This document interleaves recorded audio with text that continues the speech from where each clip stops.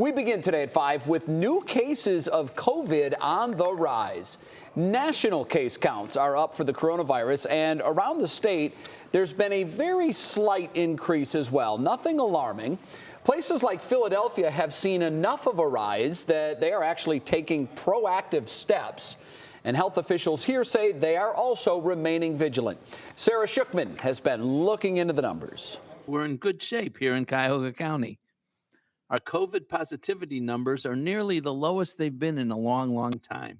Look at the case counts and the positivity rate, and they paint a positive pandemic picture. Exactly a month ago, the state changed from daily COVID reporting to its weekly Thursday updates. While all of Northeast Ohio appears low risk, some critics say weekly numbers coupled with more at-home testing mean it's more difficult to gauge where we're headed. If we see big outbreak and maybe we didn't see it in cases yet, we can target resources in the area of the state.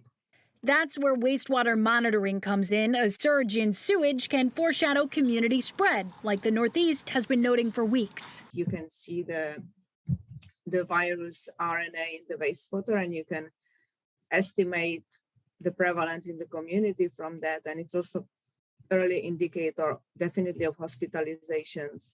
Dr. Zuzana Borarova interprets data from 70 sites around Ohio, including the Northeast Ohio Regional Sewer District, where the Easterly plant noted a 1,000% uptick at last report.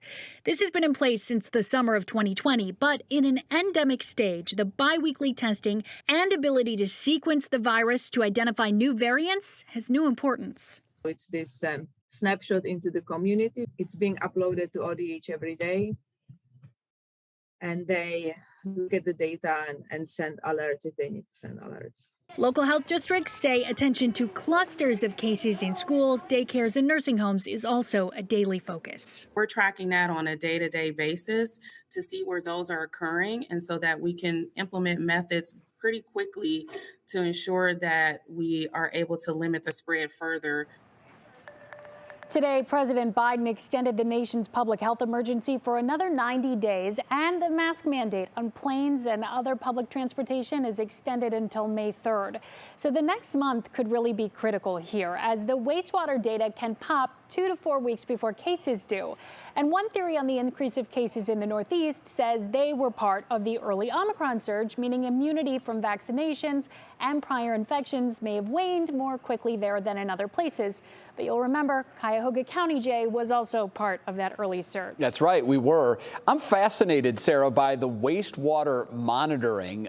It's so interesting. In fact, it may actually be the best true indicator as to how much coronavirus there is in any one community at any given time, because the testing is so all over the place. Was this new technology during the pandemic, or has this always been there? Well, it has been done before for polio in developing countries around the world in the 80s, but it has never been used for public health intervention on such a large scale here. As you said, you don't even have to have symptoms. This is constantly going on, and in such a large scale, 500,000 people in some of these reports. So Dr. Borarova says this early monitoring is now going to be used perhaps for influenza in some communities as soon as this fall. And the CDC is also recommending other uses for respiratory disease and so-called superbugs too, those bacteria resistant to antibiotics, and they may use those in future applications. Very interesting use of the technology. Sarah Schuchman, live from the newsroom on What's New. Sarah, thanks.